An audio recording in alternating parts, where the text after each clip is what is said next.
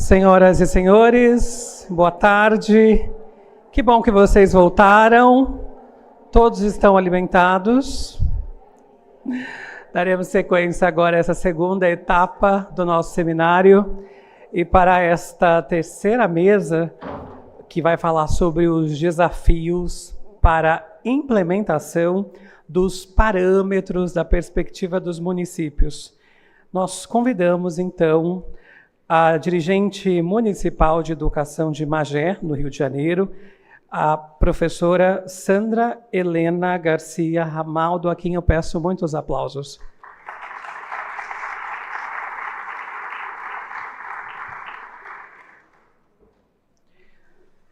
Representando a rede de Barretos, a professora Débora Silveira, por gentileza.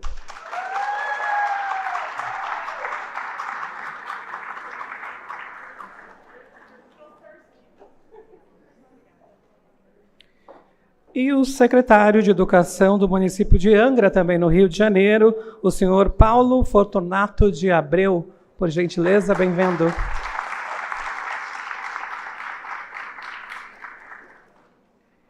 E para coordenar os trabalhos desta mesa, a representante da Fundação Itaú Social, Juliana Iade. Por gentileza.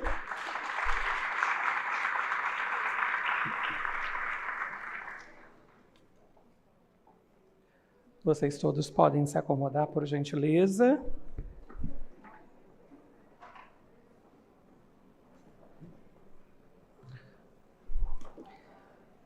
Nós vamos disponibilizar o microfone sem fio para a professora Juliana. Por favor. Mais uma vez, bem-vinda. A palavra está com a senhora.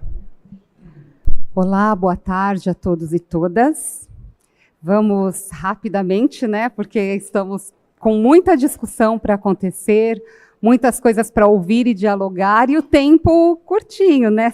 Como sempre, o tempo é o nosso desafio, né? Mas é ele também quem nos ajuda a ter avanços, né, e outras perspectivas, né, como trouxe a professora Valdete.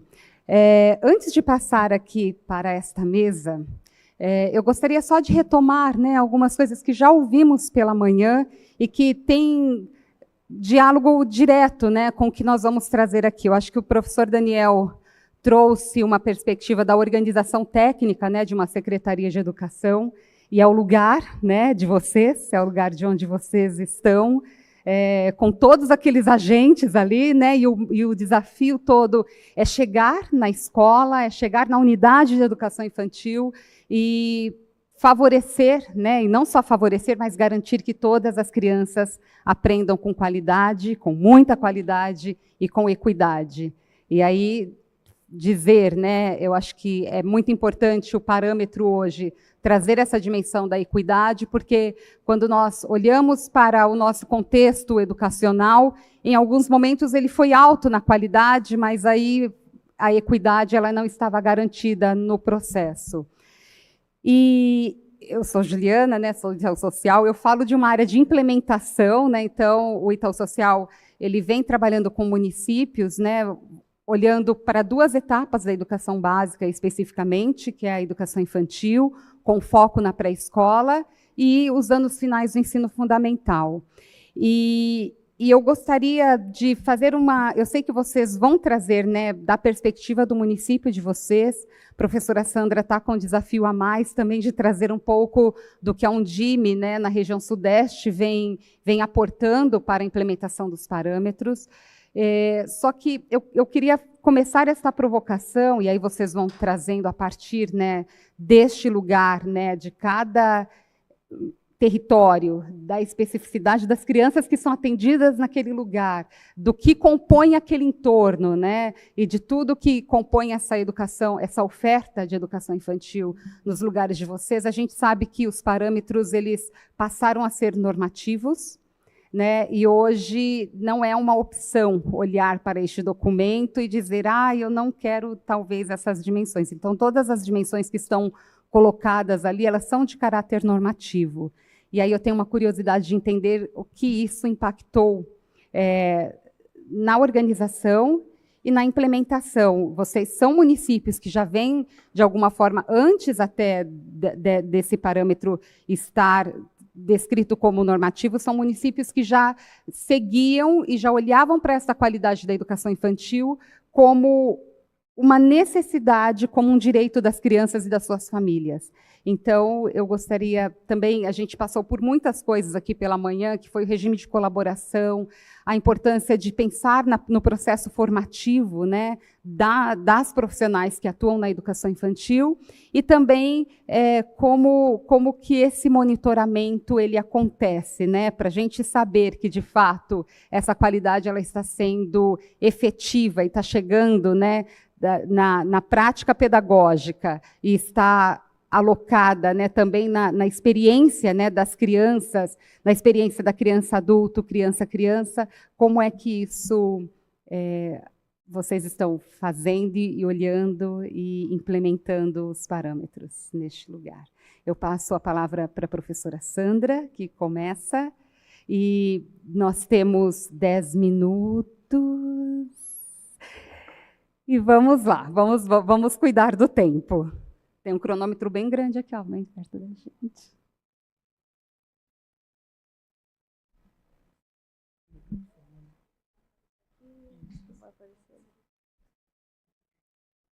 Olá, boa tarde. Eu já estive aqui pela manhã e, novamente, é um prazer falar com todos vocês. Eu tenho uma responsabilidade um pouquinho maior, porque, em primeiro lugar, quero agradecer o professor Luiz Miguel pela indicação do meu nome em representar a região Sudeste aqui nessa tarde com vocês.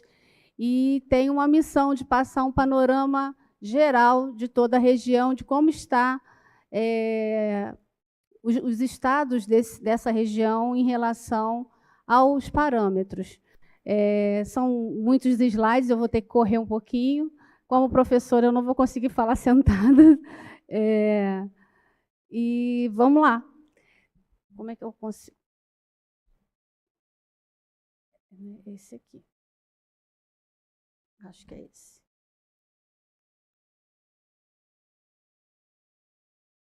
Aqui eu aperto.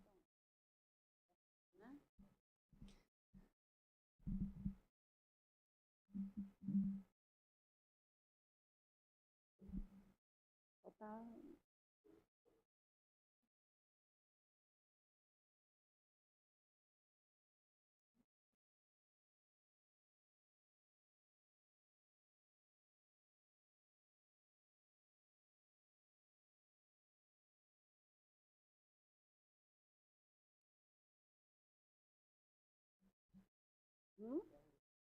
Não.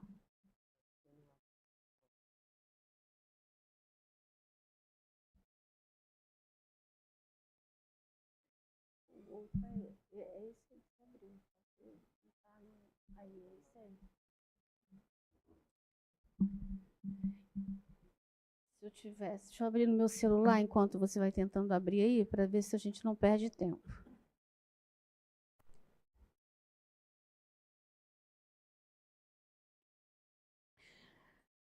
A apresentação da Undime vem falando das dimensões, né, de tudo que foi falado hoje pela manhã. Já começou?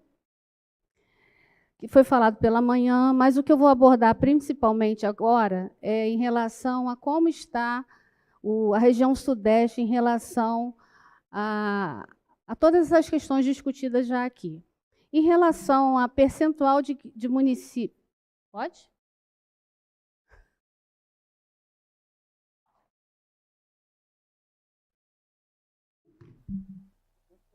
Baixinha, complicada aqui. Então... tá. Aqui as dimensões que já foram faladas, como a gente está com um pouquinho de tempo apertado, a questão da gestão democrática, que envolve toda a discussão sobre acesso e permanência, a relação entre os entes federados, qual é a relação das secretarias com as escolas de educação infantil. E trago aqui um gráfico a respeito de como está a região Sudeste em relação ao percentual de municípios com crianças em filas de espera em creche. A média Brasil é de 44% de municípios com fila de espera em creche. E na região sudeste, se a gente for observar, todos os estados estão acima da média Brasil. Então, precisamos avançar bastante aí. É uma reflexão, né, a respeito de como a gente vai superar. Que desafio é esse que a gente tem pela frente? É um grande desafio diminuir essa fila de espera. Aqui vem um outro gráfico, que é a fila de espera por faixa etária, onde aparecem os estados de São Paulo e Minas com uma demanda maior na fila de espera de crianças de 1 ano de idade. E São Paulo e Espírito Santo, já a fila maior é a criança de 2 anos de idade. Esses dados foram coletados pela Undib Nacional, para a gente poder começar essa reflexão. Fila por vaga em creche versus tamanho da população em idade de creche. Nós temos aí uma população, uma taxa de escolarização de 0 a 3 anos alta, enquanto o percentual estimado da população de 0 a 4 anos na fila de espera baixa. Isso significa que pode ser que muitos não estão procurando a educação infantil. A gente tem aí um número de pessoas esperando em fila baixo, enquanto ou estão em outra rede, na rede particular, ou não estão ainda procurando a educação infantil. Existência de critérios para definição de prioridade de creche. Brasil, a nível Brasil, a média é de 44% de municípios tem critérios para definir a fila de espera em creches. Todos os estados do Sudeste apresentam um percentual maior que esse. Acho que isso é um dado importante para que a gente possa levar a equidade, o acesso, de uma forma mais democrática. E, geralmente, os critérios apontados para a definição dessas prioridades são situação de risco e vulnerabilidade, deficiências e necessidades educacionais especiais, né, crianças com deficiência, responsáveis que trabalham, a renda familiar, mães solos ou mães adolescentes, proximidade da residência, encaminhamentos especiais, ordem de inscrição ou outros critérios específicos. Uma situação interessante é essa situação de risco e vulnerabilidade, que toca num outro tema, que é a questão da intersetorialidade, que quando a gente procura, né, colocar o edital de inscrição de creches ou berçários, estabelecer esses critérios, geralmente a gente conversa com a Secretaria de Assistência do município, que já tem esse filtro, geralmente. Ou é uma demanda do próprio Ministério Público ou da Promotoria da Infância. Geralmente é o primeiro item, pelo menos no meu município, é o primeiro item do critério. A gente vê aqui um outro gráfico, onde aparece um percentual de municípios com crianças fora da pré-escola. Aí a gente já está falando daquela idade obrigatória, né? O Brasil tem 72% de municípios que não têm crianças fora da pré-escola e 8% que têm. E a gente vê que o Sudeste acompanha esse número aí, onde a gente tem o maior número de crianças na escola, mas temos ainda crianças com idade de pré-escola que não estão na escola. Aí qual é o questionamento, qual é a reflexão? Não está na escola porque não sabe que é obrigatório, porque não tem acesso à escola, porque essa escola não existe? Qual é a reflexão que seria mais adequada, né? Registro de crianças em idade de pré-escola fora da escola por faixa etária. Um outro quadro mais minucioso, mas bate com aquele outro, com o anterior. Temos aqui um percentual de espera por vaga na pré-escola versus tamanho da população, que é um percentual baixo, se a gente for observar bem. O Brasil tem um percentual bem maior e o Estado, no caso aqui, depois da média Brasil, o Estado do Rio de Janeiro é um que tem a média maior que os outros estados. Pensando em que ações a gente pode fazer para garantir a matrícula dessas crianças que estão fora da pré-escola e deveriam estar na pré-escola, foi justamente o primeiro item, essa busca ativa intersetorial, conversar com os pares, justamente divulgar, ampliar essa rede de comunicação para que os pais entendam que, a partir dos 4, essa criança precisa estar na escola, e essa escola precisa ter qualidade, e essa escola está pronta e adequada para essa criança. Muitas das vezes passa por uma questão mesmo de convencimento, porque o pai ainda não entendeu que é necessário e obrigatório ela estar na escola já com 4 anos. E é que a gente passa pela questão da formação profissional, que a gente encontra um número aqui interessante, que é um dado que temos número de docentes na educação infantil, o maior percentual é de 40 a 49 anos, mulheres. Vocês observem que em todas as faixas etárias, o gênero é feminino aí em relação ao profissional. Temos aí a questão da escolaridade, que nos traz assim um alento, né, de que a maior parte, em todos os estados, e só tem aumentado, é nível superior completo, a formação do nosso docente. Temos ainda um percentual com médio ou inferior ao médio, mas temos essa informação aí que, para mim, muito me alegra. Novamente, agora, no caso, a proposta pedagógica dos parâmetros, que a gente já foi falado pela manhã bastante, avaliação na educação infantil, que é uma das dimensões, a questão da infraestrutura, uma infraestrutura adequada, totalmente voltada para as adequações pedagógicas, e tem uma outra informação fazendo um paralelo com a rede municipal e a rede privada. Na rede municipal, vamos pegar só um dos itens aqui, biblioteca.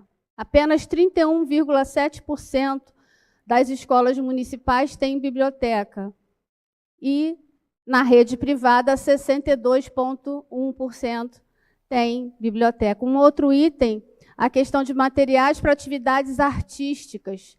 A rede municipal tem 31,9% dos municípios, das unidades escolares, com esse tipo de material, enquanto a rede privada tem 65,4%. Parque infantil, rede municipal, 38,5%, enquanto a rede privada, 81,1%.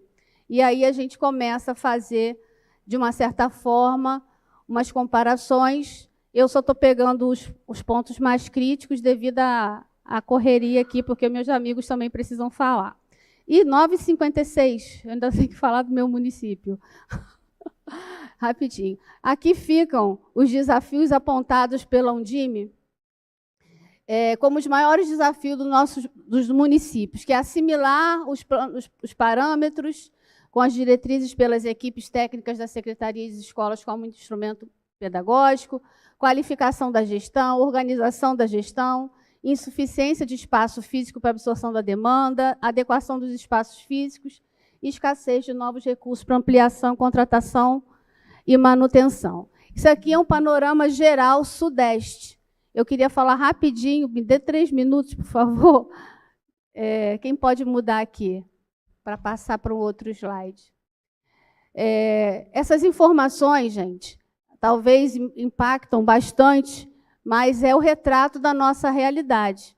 A gente vem aí numa luta, né?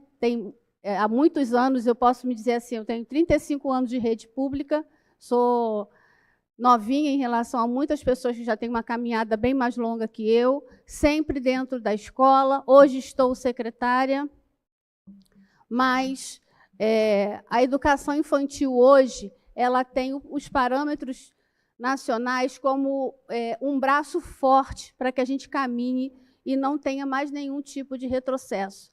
Já a história da educação, juntamente com a história da educação infantil, a gente que acompanha isso de perto já viveu muitos momentos de retrocesso, e agora o caminho pela frente é de caminhar e à frente a cada vez mais. Não é nenhuma dessas aqui, essa aqui. Volta para aquela que você tinha aqueles 3, Paulo. Como é que é? Essa aqui.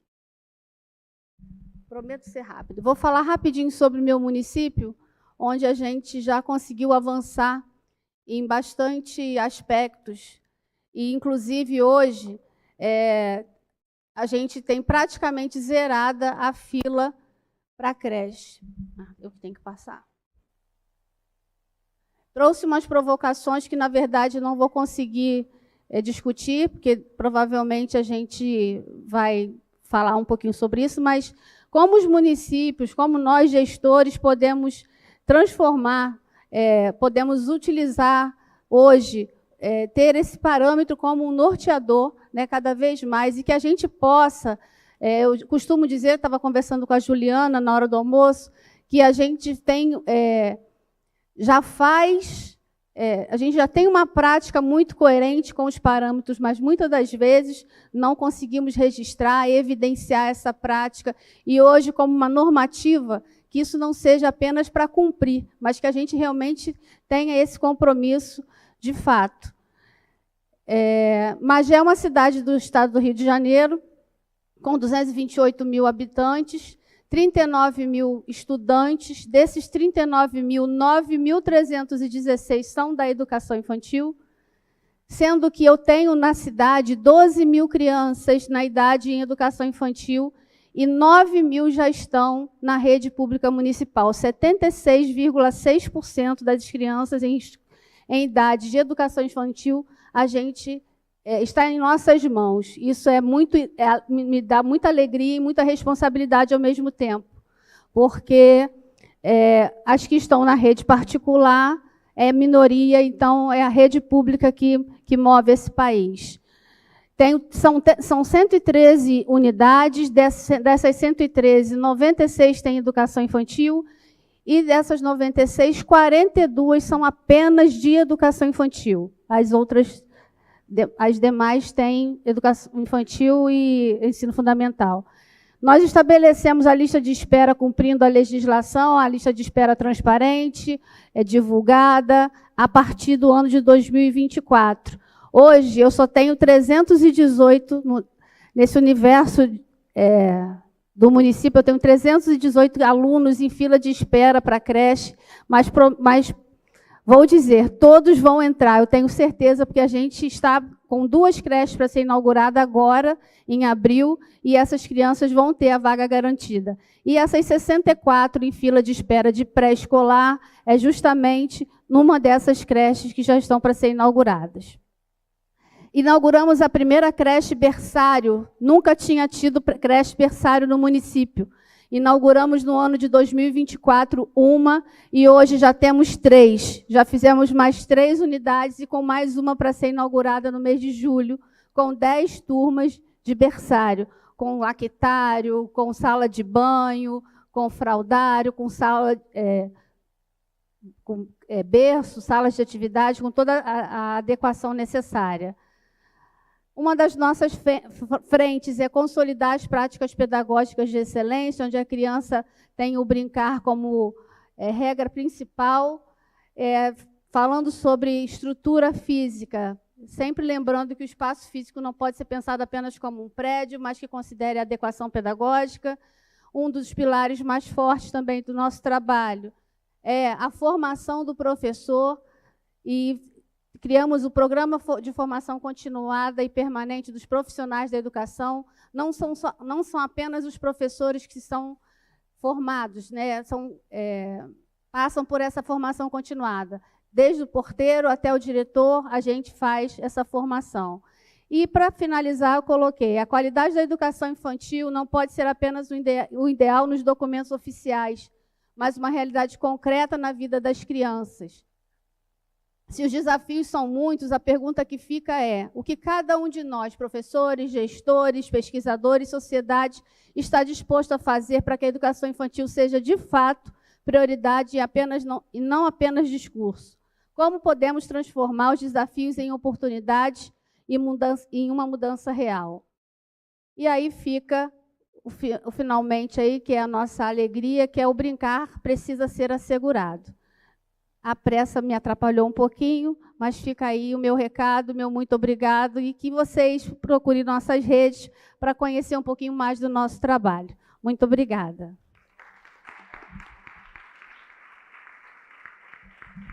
Obrigada, professora Sandra. Agora eu passo para a Débora, professora Débora, que vai trazer também da experiência de Barretos. Boa tarde, gente.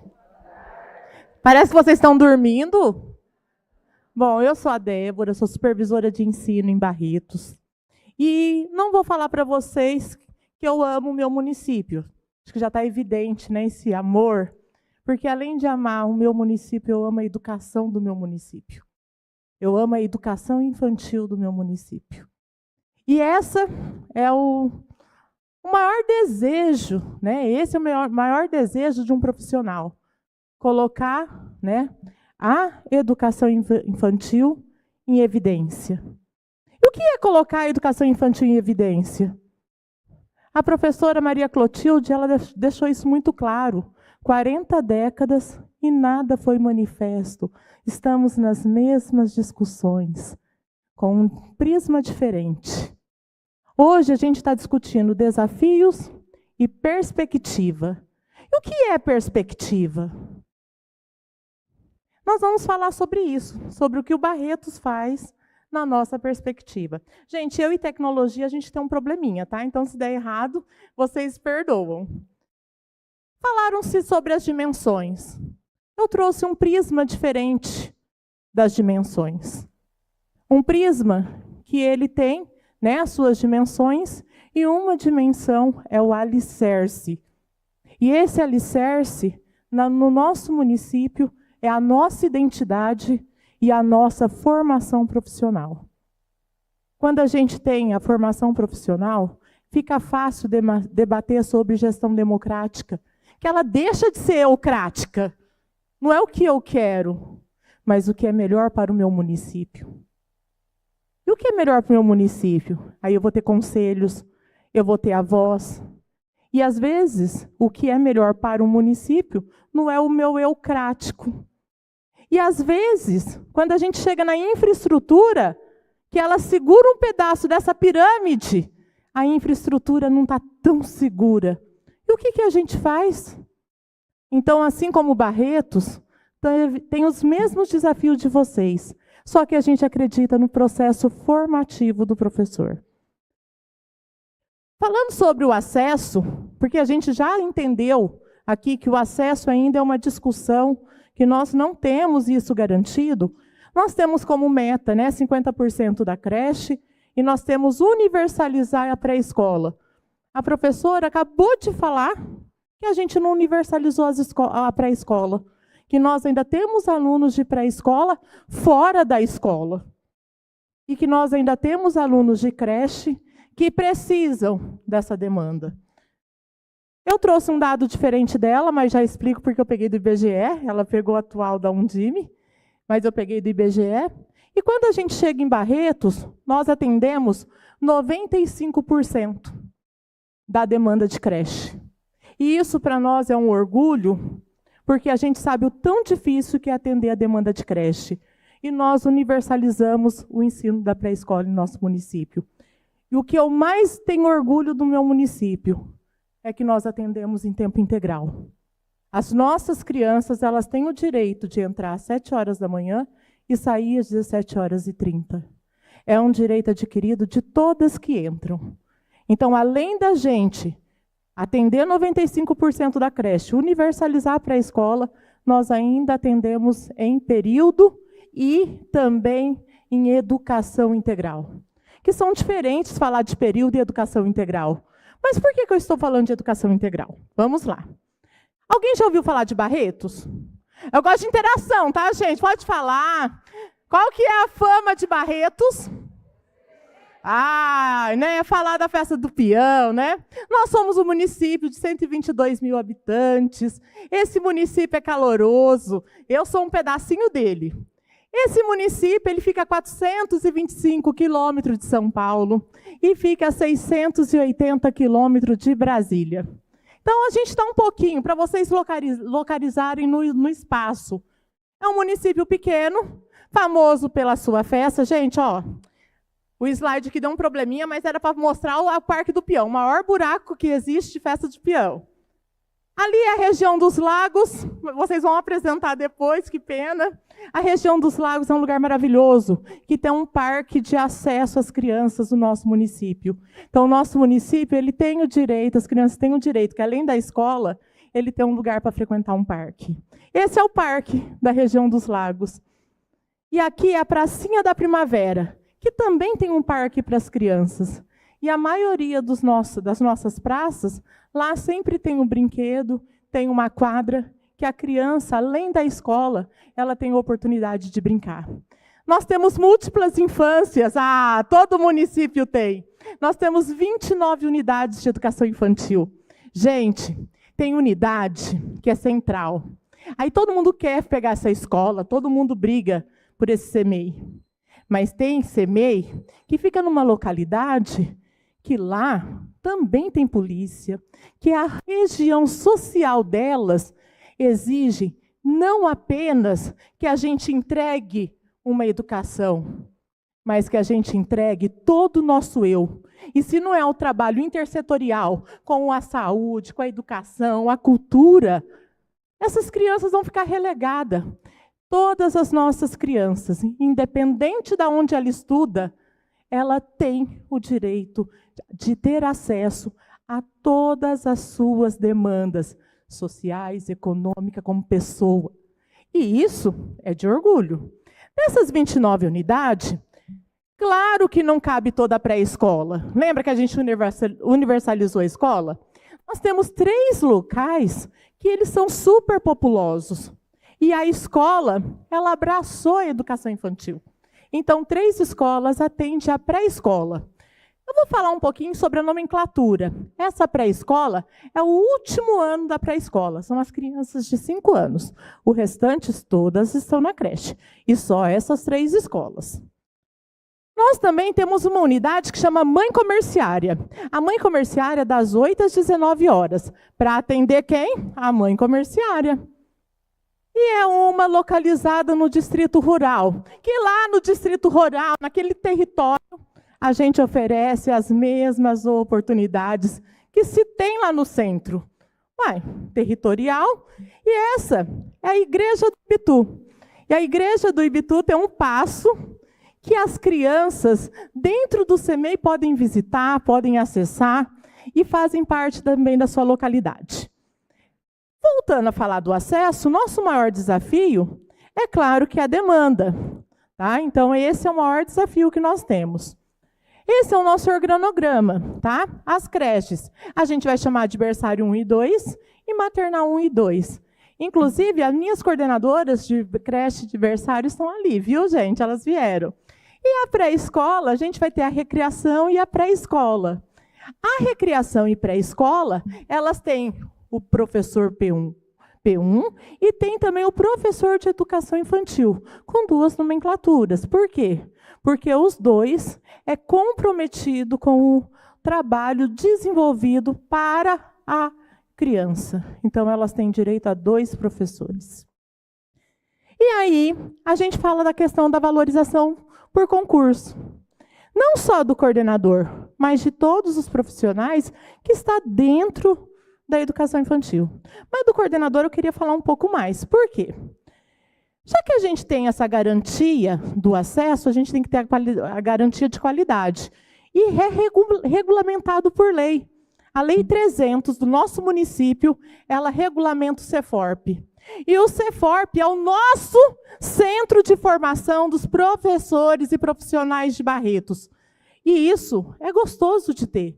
O CEFORP, ele é responsável por dar formação para o suporte pedagógico, que é quem? Supervisor, diretor, coordenador. E ele vai ter, dentro das suas funções, o coordenador pedagógico, ele vai ter a função de fazer com que a formação dos professores e dos profissionais do quadro magistério, os profissionais do quadro magistério, quadro do apoio, eles são meio que divididos. Nós falamos disso aqui também, sobre a nossa história das nomenclaturas da educação infantil. Nós também temos PAGEM. Então, acaba a gente tendo que fazer essa dicotomia, mas todos passam pelo processo formativo, tá? Com a mesma qualidade. Nós temos 8 coordenadores pedagógicos, ele faz o monitoramento pedagógico, ele é responsável pela formação continuada, ele dá HTPC por etapa, e ele é responsável por 3 a 4 unidades. Tá? Então, assim, eles têm esse trabalho de conhecer a unidade, de ver a demanda da unidade, conhecer o trabalho da etapa e propor as atividades de acordo com o desenvolvimento, sejam por meio do brincar e do interagir. E nós temos essa correria contra o tempo. Como a gente vai valorizar a formação dos profissionais se a gente também está em formação? E a gente percebeu que as evidências, que por meio, né, de a gente coletar dados, a gente conseguia chegar num resultado melhor. E aí a gente pode falar da multidimensionalidade que existe um centro de formação, ainda mais para a educação infantil. Quais são os cuidados dos primeiros anos? Quais são as boas experiências? Quais são as amplitudes do desenvolvimento humano? Quais são as aprendizagens? E como que fica a formação da primeira infância? Então, a formação se torna alicerce. E esse local tem que ser seguro e de boa alimentação.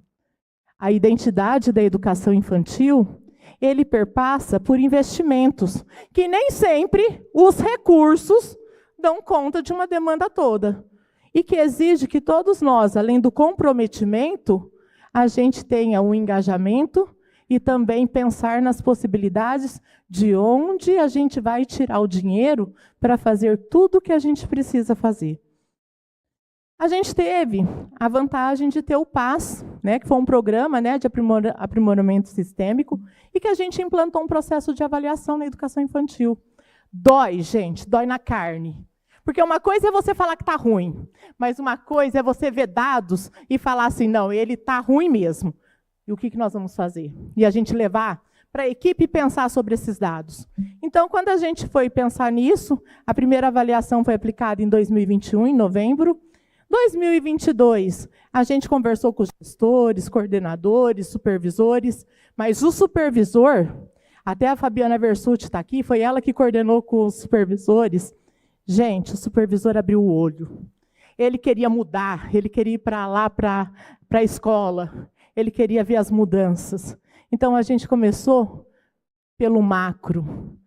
Depois, em 2023, a gente teve uma conversa muito séria com os professores, com os gestores, e a gente teve uma dúvida. Como que a gente chega nos professores? Que é fácil conversar entre nós. Mas e os professores? Como a gente faz diferente com o professor? Em 2024, nós formamos 70 professores da rede, pensando na qualidade da educação infantil. Professores que eram resistentes. Professor que chegou em mim e falou assim, eu quero entender por que esse monte de material. Isso é um desperdício. O que era um monte de material? Gente, de 0 a 3 anos, o ideal não é lápis jumbo? Vocês concordam ou não? Que a criança tem um acesso a um material maior. Nós demos 7 riscadores. Canetinha, lápis jumbo, giz de cera. Não para fazer atividades de escrita, mas que a criança tivesse repertório de escolha de como ele pudesse fazer o que ele sonha. Ele pudesse ter acesso livre aos materiais, às suas escolhas. E em 2025, a nossa meta é chegar a essa discussão no restante da rede. Em como que a gente vai fazer, né? Qual é a importância desse processo de avaliar e monitorar essa qualidade da educação infantil. Aqui é uma das salas de aula que ela mudou, da professora mais resistente que a gente tinha. Acesso ao material. É uma sala de maternal, de recreação. É acesso ao material. Cantinho da leitura. Cantinho da leitura, gente, foi uma guerra implantar cantinho da leitura. Porque é como se não coubesse na sala. Organização de agrupamentos, porque as crianças ficavam individualizadas. 2021, as crianças ainda individualizadas. E hoje a gente percebe que as unidades, ela trabalha esse agrupamento. E aí a gente fala o seguinte, que lá em 2021, nós descobrimos que 45% dos nossos professores não tinha registro do seu material com o aluno. E que 24% eles não planejavam aula. O que a gente viu depois? Em 2024, ainda temos 8% que não planejam. E nós temos 18% que ainda não tem registro. E o que a gente pode fazer para mudar esses professores? Para conscientizar da importância de coletar as fotos, de ter o portfólio do desenvolvimento do aluno, ou de fazer o AMEI. O que é o AMEI? O AMEI é uma avaliação nossa, que a gente não faz o desenvolvimento do que a criança conhece ou não. A gente faz as habilidades que a criança consegue, que a gente precisa trabalhar. A criança de 2 anos, ela come sozinha? Ela tem autonomia para beber água? Mas por que o professor, depende do professor falar se a criança de 2 anos pode ou não beber água? Aonde que fica disponível a água? Então, esses questionamentos a gente está levando para a rede. Vou só finalizar, tá? Nós também colocamos um plano de aula que fizesse um momento de acolhida, de história e de atividade permanente. Eu destaco que os nossos professores, eles têm hoje 1/3 da jornada para planejar. 1/3 da jornada para planejar. Das suas 40 horas, 27 são com professores, 7 horas são de planejamento, estudo e de acompanhamento do trabalho pedagógico de HDPC. E nós temos também 4 horas de HTPL, que ele pode desenvolver a sua atividade aonde ele quiser, de livre escolha. E esse momento rico para o professor, ele garante o quê? Primeiro, vou pular aqui, depois a gente apresenta. A gente aumentou o número de alunos com diversidades funcionais nas nossas unidades. Antes era 18, e com 8, né, depois ele passou a ser de 38%. Antigamente, a gente tinha 71% sem crianças com diversidade funcionais. E esse número passou para 48% apenas. Então, a gente está vendo que as crianças com diversidades funcionais estão sendo atendidas pelo nosso sistema de ensino. Tá? Só que nós temos 14% que precisa melhorar. E o que a gente pode propor para melhorar? Então, a gente propôs a leitura, a gente disponibilizou materiais e recursos, de fácil acesso aos alunos, a gente diminuiu o tempo de espera, a gente diminuiu a falta de intencionalidade, tanto que passou de 2021 de 49% para 74%. Ainda precisamos melhorar 26% do tempo de espera. Nós melhoramos a qualidade do sono, porque em 2021 a gente chegava, tinha 5 crianças num colchão. E não era porque não tinha colchão, era preguiça de pegar o colchão. Então, a gente pediu para separar as crianças, para colocar pelo menos 2 em cada colchão. Melhoramos a qualidade de atendimento dessas crianças na hora da merenda. A gente colocou conceitos base de educação. A gente investiu nos projetos pedagógicos das unidades. Foi um trabalho muito bonito de escrever e de implantar o PPP na escola. Formações que estimulassem, tá, ludicidade e brincadeira. Apoio aos conselhos escolares, que a escola não é só para receber pais, a escola é para ter um conselho atuante. E nós demos subsídio para a APM realizar manutenção e detetização, pensando na segurança das crianças. Aprimoramos o desenvolvimento cognitivo de competências, desmistificando que o pensamento matemático não é matemática. Tá? Nós investimos em contação de história, nós investimos na alimentação escolar, nós fazemos monitoramento, investimos na cultura e também aqui nós falamos sobre a questão da alimentação e nós desenvolvemos o ProCMEI, que valoriza as atividades lúdicas e de registro do professor daquele trabalho que ele realiza. Inquietações. Só podemos ver um pouco do futuro, mas ele é o suficiente para perceber que nós temos muito a fazer. E aí eu concluo. Desculpa a demora. Muito obrigada, Débora. Agora vamos ouvir a experiência de Angra dos Reis com o professor Paulo.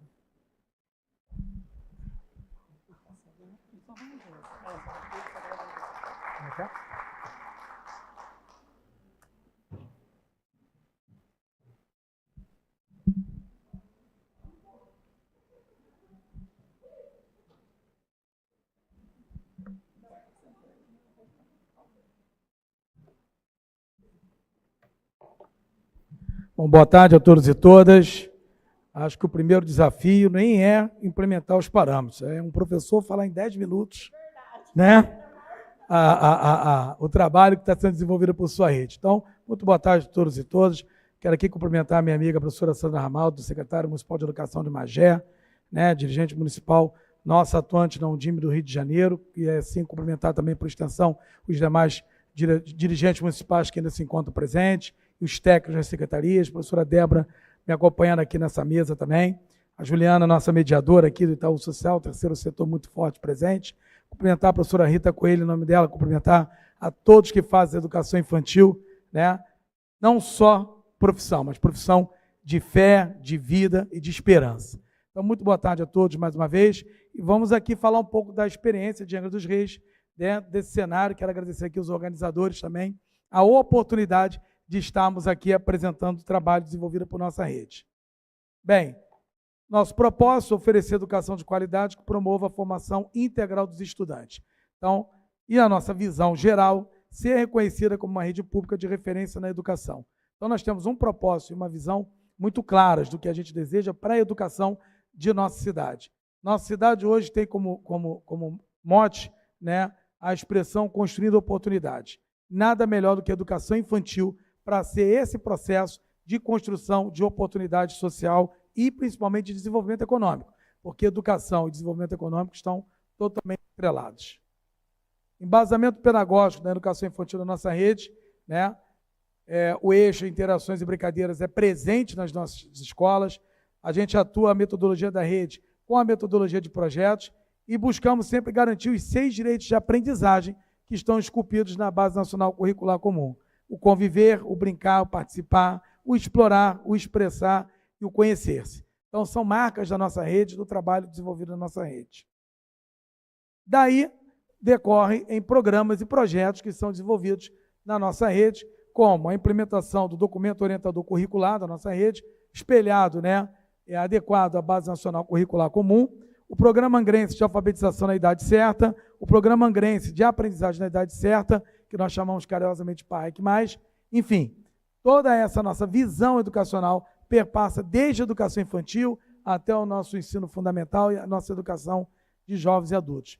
Vocês vão ver alguns slides nossos que a gente já atrela a questão das dimensões dos parâmetros. Então, nesse caso aí, a dimensão 3 é a proposta pedagógica da nossa rede, e já falando um pouquinho também do que a Juliana provocou, né, que é como que a gente passa a fazer a inserção dos parâmetros, né, no trabalho da rede. Se a gente não tiver o compromisso em exercitar os parâmetros vão continuar sendo somente parâmetros. Então, desde os nossos documentos, a gente já é provocativo na inserção dos parâmetros na vida das nossas escolas e da nossa rede. Um pouquinho da nossa cidade, são 92 escolas, sendo que 22 são CMEIs, espaços dedicados exclusivamente à educação infantil, todos eles com a educação infantil da etapa creche, 2 estão com a pré-escola, a nossa pré-escola está maior presente nas escolas municipais, fazendo um trabalho conjunto, né? Enfim, nosso município é um município grande, é um município com quase 100 quilômetros de extensão, e é um município que tem como marca uma diversidade educacional. Lá nós temos o quilombola, nós temos educação no campo, lá nós temos o indígena, lá nós temos também os caiçaras, são 11 unidades de ensino em toda a região insular da Ilha Grande. A mais conhecida, alguém já deve ter ido conhecer, né, a nossa Vila do Abraão, né, mas a nossa escola mais distante ela está no Aventureiro, que é a praia mais distante. Então, vocês devem imaginar o que deve ser de dificuldade de logística, né, de recursos humanos, de estrutura escolar para a educação chegar em todas essas regiões da nossa cidade. Nossa rede de números, né, números importantes, né, 3.634 crianças na etapa creche, 3.828 na etapa pré-escola, né? Na etapa creche nós temos 777 no que chamamos de berçário 2, são as crianças de 1 ano, 1.285 na de atividade 1, com 2 anos, 1.572 crianças na de atividade 2, com 3 anos de idade. Esse gráfico aqui é um gráfico que nos orgulha muito, nos últimos anos, o crescimento do atendimento da etapa creche. Se nós partimos ali do ano de 2021, a gente olha ali o dado de 1.704 crianças na etapa creche para 3.469 na etapa pré-escola. Chegamos a 2025 com a nossa última matrícula já praticamente encostando nesses números. 3.634 crianças na etapa creche, 3.828 crianças na etapa pré-escola, ou seja, um crescimento de 95% do número de matrículas nas turmas de etapa creche. Bom, e aí o que a gente chama de marco, né? Que vai começar a nossa transformação de mentalidade no desenvolvimento da educação infantil da nossa rede. O programa é de uma parceria com a Fundação Getúlio Vargas, Qualificação Direta em Primeira Infância, um programa que foi financiado pela Petrobras para alguns municípios que fazem parte da extração de petróleo, e o Angra dos Reis foi um desses. Então, esse programa ele faz um marco muito importante, que é trazer o momento de diagnóstico da rede para a educação infantil. Hoje nós somos uma rede onde a gestão é o nosso carro-chefe e a gente não acredita em transformações que não passem pela gestão, né? Os desafios dos parâmetros, por exemplo, estão muito calcados na gestão, no nível de gestão que a rede faz para poder introduzir, por exemplo, a dimensão de infraestrutura, aonde realmente você tem uma demanda declarada por um equipamento escolar de etapa creche.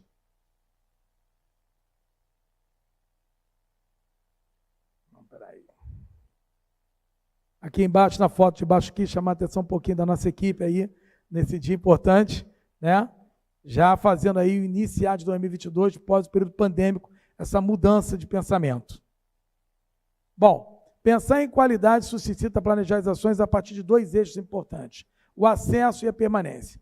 Como vocês já viram no gráfico anterior, nós temos aqui a nossa intencionalidade é universalizar o atendimento da educação infantil.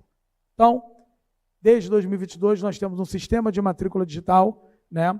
Nesse sistema de matrícula digital, a gente automatizou o acesso a todas as escolas, onde a população participa de todas as etapas do processo de matrícula de maneira rápida, clara, transparente, onde todas as vagas estão disponibilizadas para a população. E junto do sistema matrícula digital, implementamos a lista de espera, né?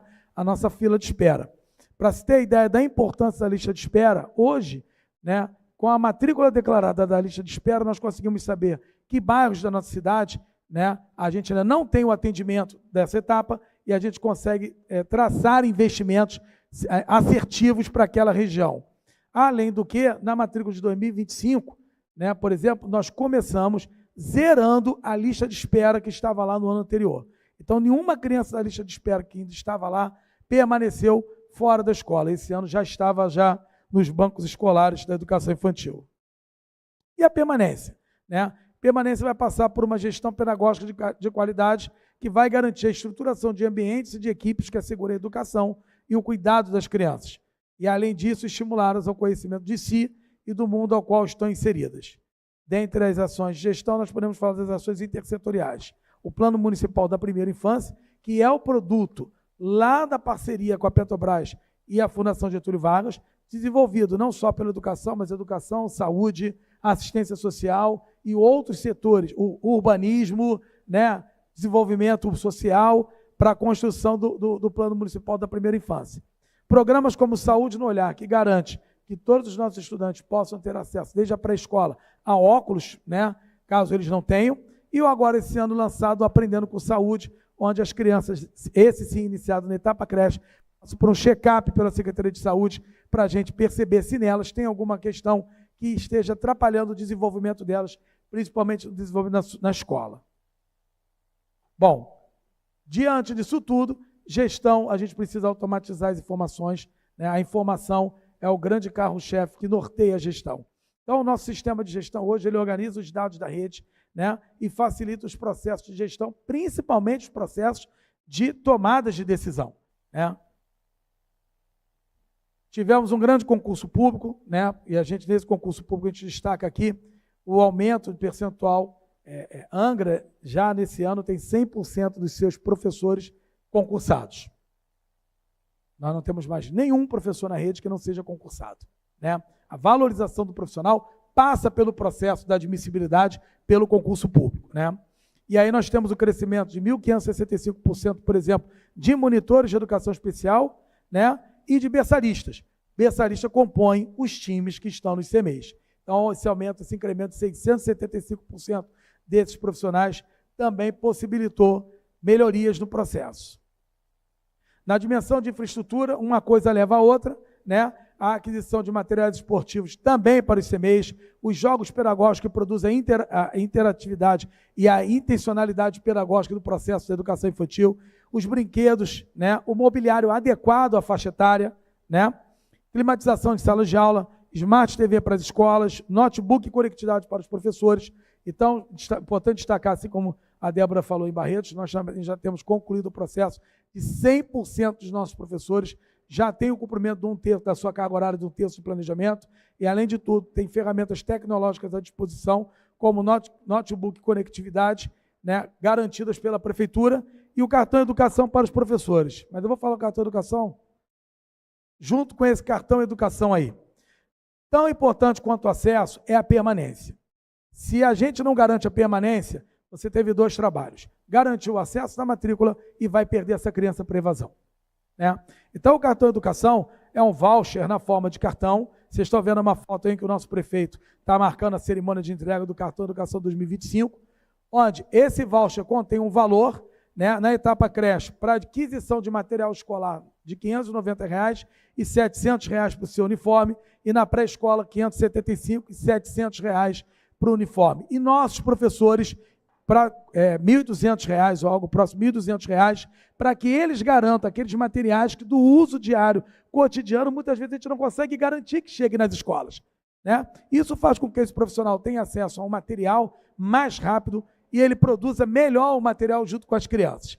Nossas crianças hoje estão uniformizadas e estão felizes, porque elas vão às compras, né? Elas têm a lista de compras do material delas, elas invadem as papelarias que são credenciadas em todo o início do ano, fica aberto ao longo do ano, os novos alunos recebem, assim como os novos professores também. Revitalizações. Para a gente garantir o aumento da quantidade de estudantes na etapa creche, foi necessário um grande investimento em revitalização de espaços físicos e construção de novas unidades de ensino. Esse CMEI, por exemplo, que vocês veem à direita de vocês também, que é o Júlia Moreira da Silva, é um CMEI que estava em condições de ser climatizado e foi 100% climatizado. Fora ali, vocês podem ver também os espaços ali de materiais, assim como o CMEI Bracuís, professora Silvana Helena, é um novo CMEI na cidade, e a Escola Municipal Prefeito Toscano de Brito possui hoje todos os equipamentos possíveis para as nossas crianças ali de 4 e 5 anos. Bom, nós temos um processo em nossa rede, que é o Gestão para Resultados Educacionais. Esse Gestão para Resultados Educacionais faz com que nossas escolas tenham metas, e a educação infantil também tem suas metas. Uma das grandes questões da educação infantil, quando nós chegamos e analisamos todo o processo, era, por exemplo, as crianças terem frequência na escola. Então, não se tratava mais só de garantir vaga em escola, era também a necessidade de garantir com que essas crianças estivessem na escola. Uma observação importante, né? Em consulta aos pais, os pais disseram que durante o inverno, por exemplo, era muito difícil levar as crianças por conta da capa de chuva. A capa de chuva agora faz parte da aquisição de materiais. Então, a gente está sempre atento nas questões que viabilizam e possibilitam a permanência. Então, vocês estão olhando um quadro que vocês estão vendo aí, a Metas de IDEA, que é o Indicador de Desenvolvimento da Educação de Angra dos Reis, onde tem metas ali, né? A meta no final do ano é sempre a unidade de ensino ter alcançado 100% dos estudantes com, no mínimo, 75% da frequência. Pode parecer pouco, mas, em muitos casos, a vaga era conseguida, a vaga era obtida e você tinha frequência de 30% ao longo do ano, né? E você tinha crianças, por exemplo, que precisavam estar na escola e não estavam. Então, as escolas têm metas para alcançar, para que alcance a permanência da nossa criança na unidade de ensino. Quero agradecer aqui também, obviamente, os nossos diretores de CMEI das pré-escolas, que são incansáveis nesse sentido. E apoio às práticas pedagógicas, né? Nossa semana de formação, nossas coordenações, né, que acontece quinzenalmente, e as visitas técnicas às unidades de ensino. Bom, chegamos esse ano, né, à novidade da avaliação na educação infantil. Né? Nós trouxemos a avaliação para a educação infantil. Nós já contamos desde 2022 com a avaliação em todo o ensino fundamental, parceria da Universidade, da Secretaria de Educação com a Universidade Federal Juiz de Fora e com o CAED, né? Nós temos as avaliações formativas e somativas, e agora, esse ano, assinamos o acordo de cooperação técnica com o LEPS, né? E, obviamente, com a USP, né? E somos a primeira rede de ensino do Estado do Rio de Janeiro a contar com essa assessoria técnica importante, né? Para a aplicação da EAP e na INAP, que vai possibilitar mudar o panorama e o paradigma da educação infantil de agora para o futuro. Desafios. Implementação dos parâmetros nacionais de qualidade para a educação infantil. Ou seja, em que pese nós já estarmos na caminhada, em que pese a nossa trilha já está sendo encaminhada, a gente percebe que os parâmetros têm muito mais. Né? Então, o nosso objetivo é fazer o alcance dos parâmetros, da implementação dos parâmetros em nossa rede em sua integralidade. Continuar trabalhando para universalizar o atendimento. Em breve teremos um novo CMEI na nossa cidade, porque nós identificamos com a lista de espera qual é a região da cidade que ainda não tinha o atendimento há 1 a 3 anos. Sempre, sempre, sempre e sempre garantir os direitos de aprendizagem de nossas crianças, respeitando as nossas crianças nos seus processos e respeitando principalmente que esse nosso profissional garanta, seja o guardião dos direitos de aprendizagem dessa criança. Um grande desafio vai ser nesse período a gente garantir a construção do nosso primeiro CMEI indígena na região da aldeia do Bracuí, né? O projeto executivo já está pronto e em breve já estamos buscando financiamento para termos um CMEI dedicado exclusivamente indígena, com uma proposta indígena, com uma proposta toda ela linkada às tradições culturais, né, dos nossos índios. E iniciar diagnóstico para a implantação do tempo integral. Esse ainda é um calcanhar de Aquiles para a gente, Débora, não ter unidade de ensino na etapa de 1 a 3 anos em tempo integral, mas a meta hoje é universalizar para buscar a integralização. E eu quero encerrar minha participação pedindo desculpas, mas 10 minutos seria impossível, tentei 15, né? Mas, e falar depois de minhas colegas que é mais difícil pelo brilhantismo delas, mas eu queria buscar aqui de novo duas questões, falando um pouco agora como dirigente municipal de educação, né? Todo esforço dos parâmetros não será possível se não repensarmos e agirmos dentro de um verdadeiro regime de colaboração entre a União, os estados e os municípios. Né? A gente sabe que a educação acontece no território, e no território estão os municípios. Né? Mas toda a sobrecarga financeira, né? E aí é o segundo ponto que eu queria destacar, do financiamento da educação pública, é preciso que a gente considere isso. Né? A nossa vice-presidente da Undime São Paulo destacou isso aqui muito bem. Né? Se nós não pensarmos, né, no financiamento, no regime de colaboração efetivo, eficaz, eficiente, que pense a educação infantil, né, para além das fronteiras da responsabilidade dos municípios com a educação, mas para a sociedade de uma forma geral, e termos um repensado financiamento da educação pública voltada para a educação infantil, serão esforços que daqui a 10 anos poderemos estar nesse mesmo seminário aqui, né, a qual quero agradecer as instalações aqui da USP, né, maravilhosas instalações aqui de Ribeirão Preto, e talvez tenhamos que voltar a discutir coisas que a gente não precisasse mais estar discutindo. Mas sem financiamento público voltado para essa demanda, né, fácil não vai ser.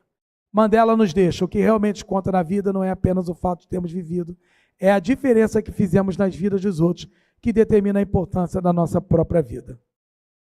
Nossos contatos, muito obrigado a todos e todas aqui presentes.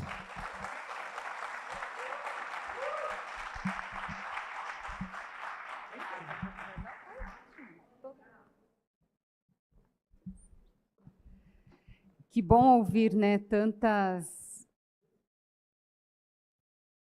quanta mobilização, né, que vai acontecendo no território para que a qualidade da educação infantil com equidade seja garantida para cada e toda criança. Acho que as experiências aqui trazidas, né, nos mobilizaram a pensar sobre muitos aspectos, mas o primeiro que me move é essa intencionalidade. Eu acho que passa pela gestão, né, gestão da rede, e ela vai passando por todas as esferas que ouvimos aqui de manhã, né, pensando essa organização técnica da secretaria, e ela chega na intencionalidade da prática pedagógica, da prática docente. Então, isso é muito bom saber que existem redes, né, que, por mais desafiadoras que sejam as questões, a gente sabe, todos aqui, né, sabem do desafio que é a educação, a pasta de educação, com os recursos e tudo que tem que mobilizar dentro dela, dentro de um município. Então, entender este processo, né, e entender como esses recursos eles podem, sim, ser utilizados para a garantia dessa qualidade é muito importante. Um outro ponto, né, que passa também por todas as experiências que foram trazidas aqui, e aí eu retomo, né, o que a professora Valdete trouxe, né, o desafio ele precisa gerar avanços, e os avanços trazem perspectivas, né? Eu acho que isso ficou muito presente na fala, né, tanto da professora Sandra, da Débora, do professor Paulo. Então, este processo ele é muito importante ser organizado dentro dessa estrutura que é a Secretaria de Educação e como ela se compromete com todas as categorias, com todas as dimensões, com todos os desafios que estão postos, né, para a gente chegar numa educação infantil de qualidade. E entendendo, né, esse espaço que é inegociável, que esteve presente em todas as falas, né, eu acho esse lugar de pensar a infância, de garantir os direitos de aprendizagem, os direitos de desenvolvimento dessa infância, o brincar que precisa ser a base, as interações, as brincadeiras como base deste processo educativo. Então, isso é o que me mobilizou muito na escuta, né, quando vejo vocês regendo, né, municípios de diferentes portes, né, mas com seus desafios, e esse desafio sendo olhado com muita intensidade, mas também com muita intencionalidade. E o pedagógico ele está sempre ali pautando, né, as decisões, né, a entrega do que vai ser essa educação de qualidade para as infâncias, pautando esta organização, que é da secretaria, mas que também é da sala de aula, que também é do processo formativo. E a formação como um sustentáculo, né? Porque garantir formação, e nós sabemos que para a educação infantil, as formações, elas geralmente são mais difíceis de acontecer em alguns territórios, nos municípios. Esse lugar de favorecer e de potencializar e garantir que esse profissional seja formado na especificidade da etapa é muito importante. E isso está presente, tenho certeza, está presente na gestão que vocês vêm fazendo dos lugares, né, dos territórios onde vocês atuam. E, nesse momento, eu quero passar, né, para a plateia, a audiência aqui presente, né, vamos ter possibilidade de fazer 3 perguntas, né, para os dirigentes aqui, a supervisora Débora. Antes de passar para a plateia, a Débora tem apenas um recadinho para dar, e aí nós passamos, então, para vocês, e para a gente fazer esse diálogo, né, fazer essa troca, porque eu tenho certeza que pulsou muita coisa, né, a partir dessa escuta. Pessoal, ninguém faz educação sozinho. Então, assim, eu não falei na minha fala, acabou passando despercebido, mas quero agradecer aqui a secretária Jéssica, de Olímpia, que ela foi a nossa secretária na última gestão e acreditou nesse trabalho. Quero agradecer a Carol, que também é supervisora do Centro de Formação, por todo o apoio, por acreditar no trabalho da educação infantil, as coordenadoras, e a nova secretária Mirka, que tem o desafio e a perspectiva vem de sonhar. a educação para um futuro melhor. Então, muito obrigada, meninas.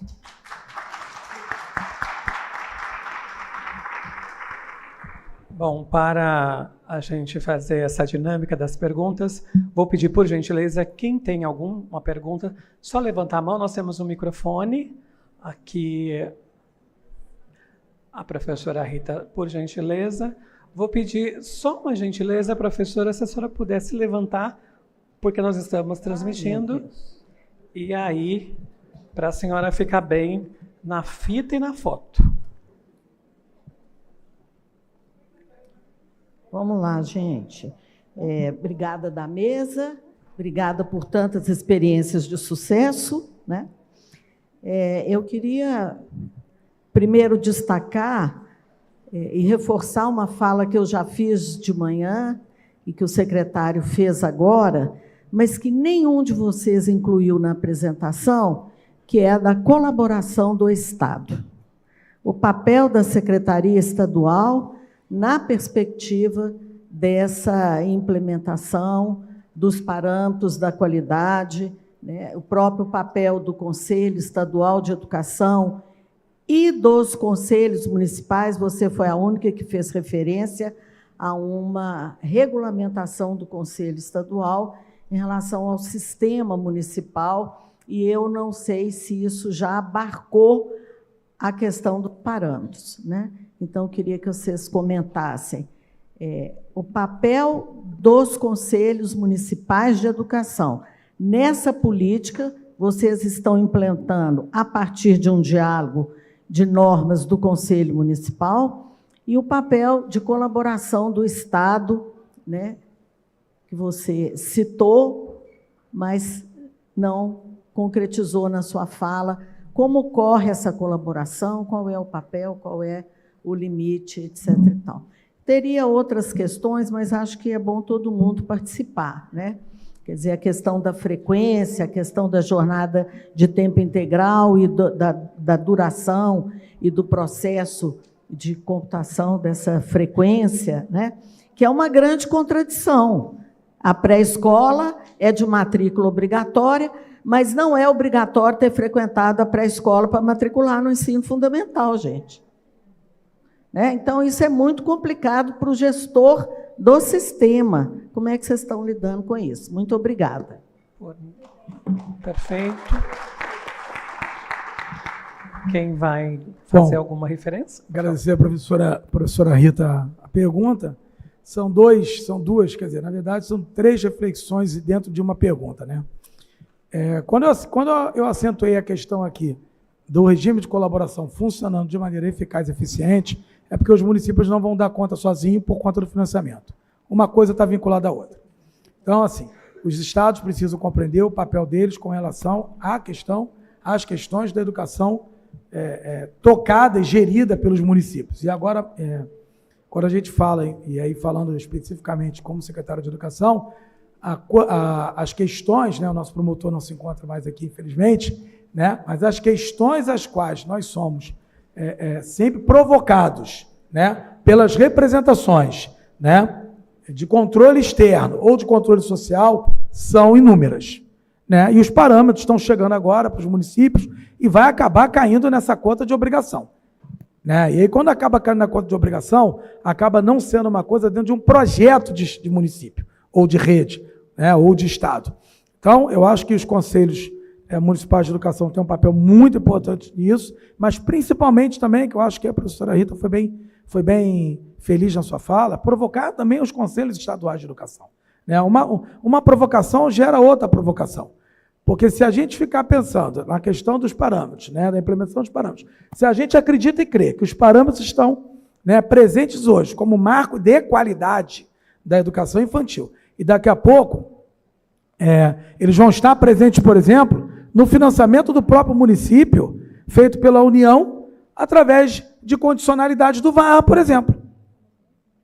Quando eles estiverem presentes, dentre as condicionalidades do VAR, para o financiamento do município, para a etapa ou para a parte, né, do processo, né, e aí o município percebe-se naquele momento que ele não atendeu determinada condicionalidade ali específica dos parâmetros, quer dizer, fica o município muitas vezes correndo atrás do rabo. Né? Com relação ao regime de colaboração, é muito importante que a União continue provocando os estados, é muito importante que os nossos secretários estaduais de educação tenham essa compreensão de liderança, né, diante de tanta diversidade territorial. Quem lida com o território são os municípios.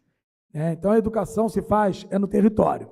Né? Então, é muito importante que o território tenha a nossa cobertura. Isso é algo que a gente discute muito no DIME do Rio de Janeiro, sob a liderança do nosso querido presidente, professor Osório, DME de Cachoeiras de Macacu, né? Em estar sempre provocando o Estado para ser mais ativo nesse processo, nesse projeto, nesse regime de colaboração.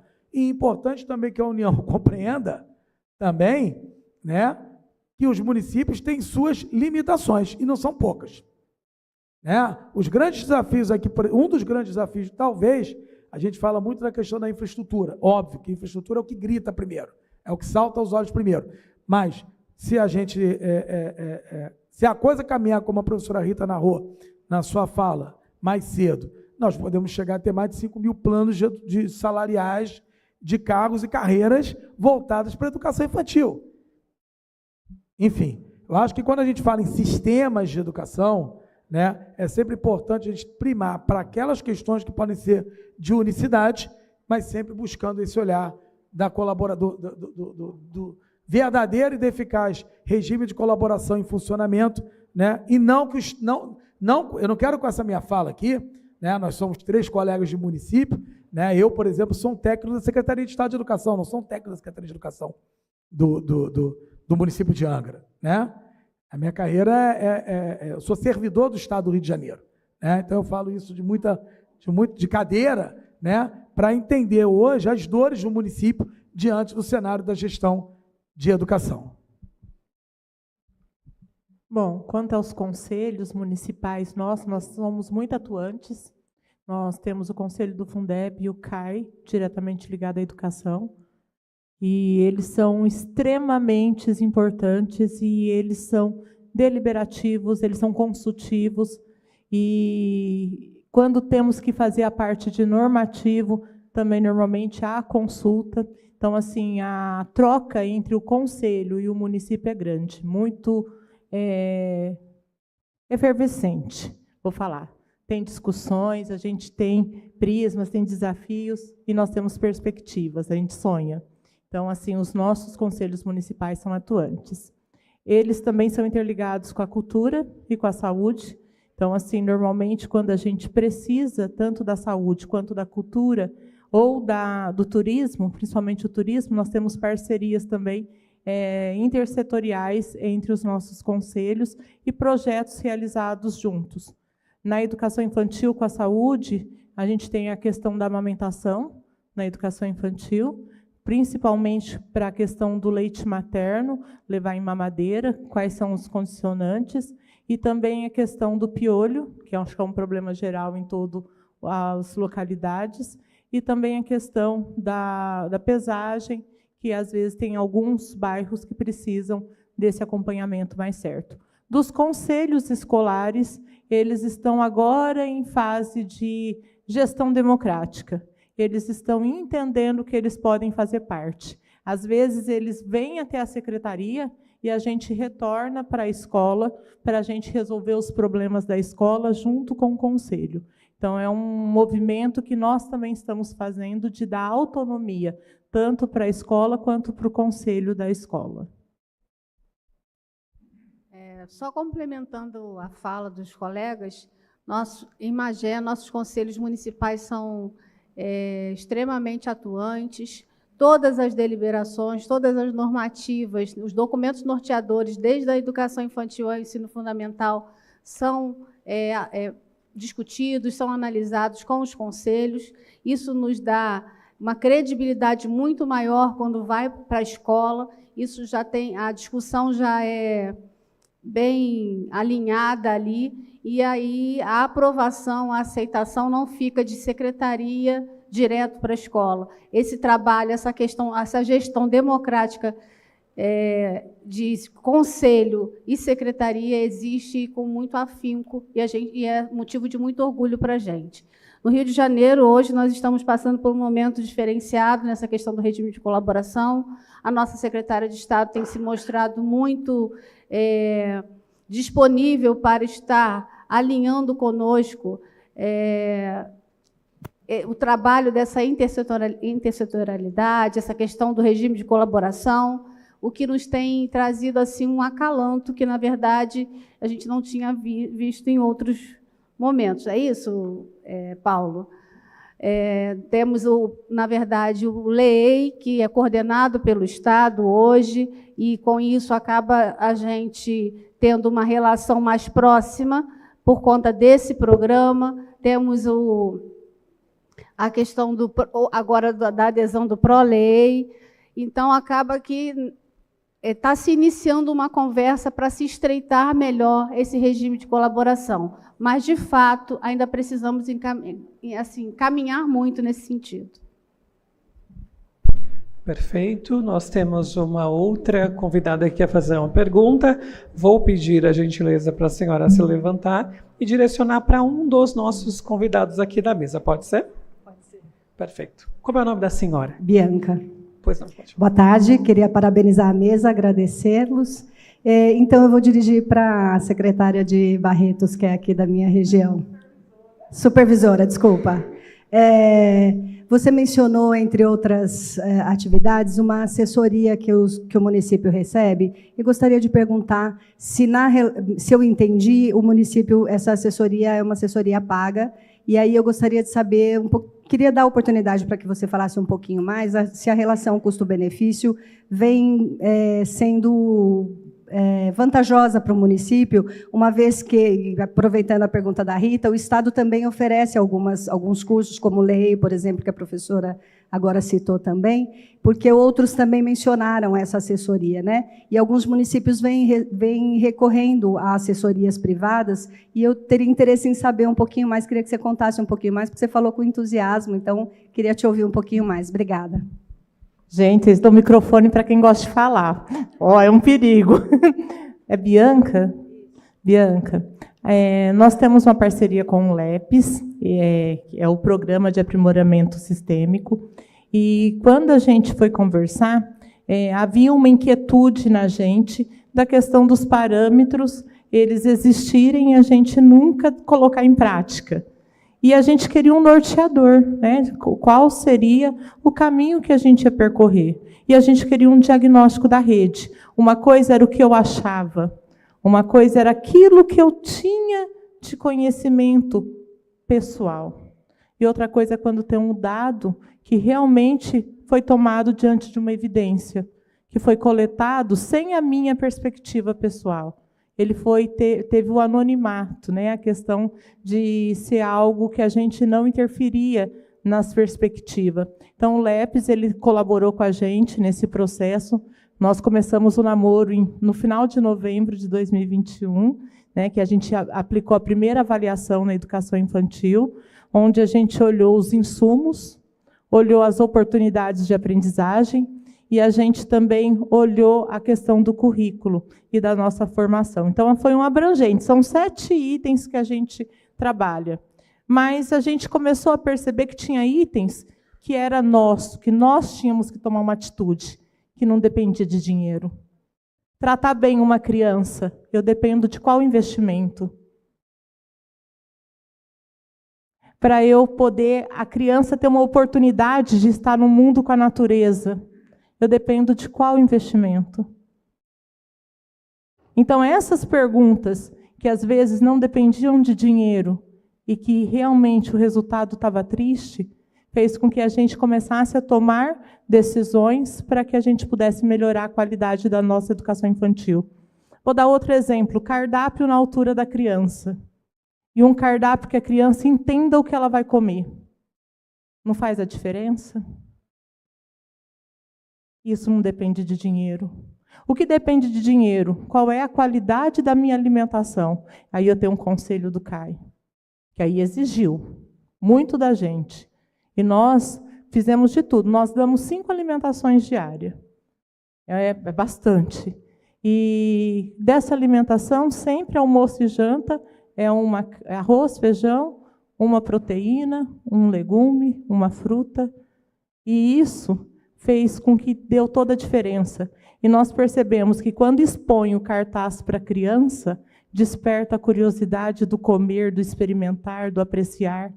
E essa foi a nossa diferença. O diagnóstico, pela parceria, teve um investimento, sim, inicial, e não tem como, né? Só que a diferença é você tomar as suas decisões por meio das evidências. E a formação, como nós temos o centro de formação, então foi uma parceria mesmo. O centro de formação, junto com o LEPES, construiu essas pontes de formação de toda a rede. Então, as assessorias, elas são necessárias quando a gente quer fazer um caminho e a gente não sabe por onde fazer, e às vezes nós temos uma rede resistente, porque também não é fácil. Todo mundo aqui tem enfrentamento de professor. Nós temos aquele professor que ainda não entendeu, porque se todo mundo cumprisse o que está na LDB, cumprisse o que está no ECA, nos direitos das crianças, a gente não precisaria dos parâmetros de qualidade, porque a gente já teria feito o melhor com aquilo que nós já temos. Nós só temos um parâmetro de qualidade porque ainda não estamos cumprindo aquilo que seria mínimo, tratar bem uma criança, dar o direito para a criança acessar o CMEI. Como que é essa permanência? É essa a diferença para nós, no nosso município. Falei alguma coisa, meninas? Bom, para essa mesa, nós vamos fazer a última pergunta, e tinha uma senhora que gostaria de participar. Vou pedir a gentileza para a senhora vir até aqui à frente, porque nós estamos transmitindo, e vou pedir para a senhora falar o seu nome, a cidade e sua pergunta para qual convidado. Meu nome é Léa Tiriba, sou professora da Unirio, estado do Rio de Janeiro, e eu não sei para quem eu gostaria de fazer a pergunta, acho que eu queria fazer a pergunta para todo mundo. Então, assim, primeiro eu queria saudar um movimento de valorização de alguns aspectos, algumas questões relativas à integridade das crianças, que esse documento, os parâmetros e também as diretrizes operacionais apontam, né? E acho que a gente precisa, assim, do ponto de vista de como nós estamos vendo essa situação, parece que a gente precisa também saudar esse movimento de avanço, mas também fazer algumas perguntas. Por exemplo, em relação à emergência climática. Essa é uma questão central hoje. Não faz sentido cuidar de criança sem cuidar do planeta. É impossível criança e vida sem planeta.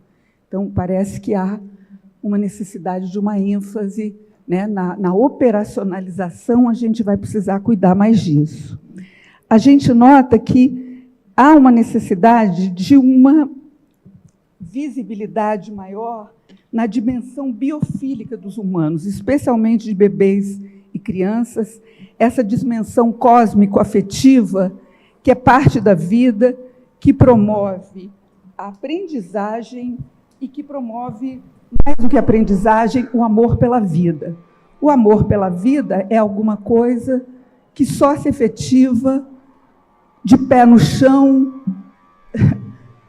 de corpo inteiro, né? Então, parece que essa é uma questão, a parte relativa às áreas externas, ainda ela é visivelmente diminuta em relação, né, a detalhes sobre móveis, sobre pontas, sobre cuidados para arredondar móveis, né, sobre livros, mas parece que não há essa mesma atenção em relação, por exemplo, ao espaço externo.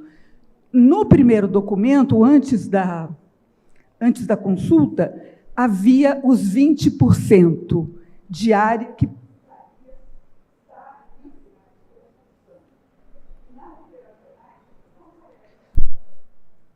Eu acho que o seu microfone... Não aparece, né? E essas 20%, não basta dizer que não é para ser construída. É preciso ter certeza que ali não vai ser um estacionamento. Ser sombreada também não é, porque permite. necessário avançar.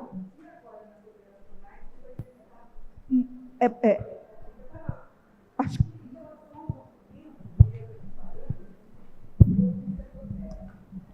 Professora Leia, só vou te interromper um minutinho. Nós vamos trocar de microfone e eu vou pedir para a senhora já encaminhar a pergunta, por gentileza. Então, a minha pergunta é um pouco assim: como é que nós...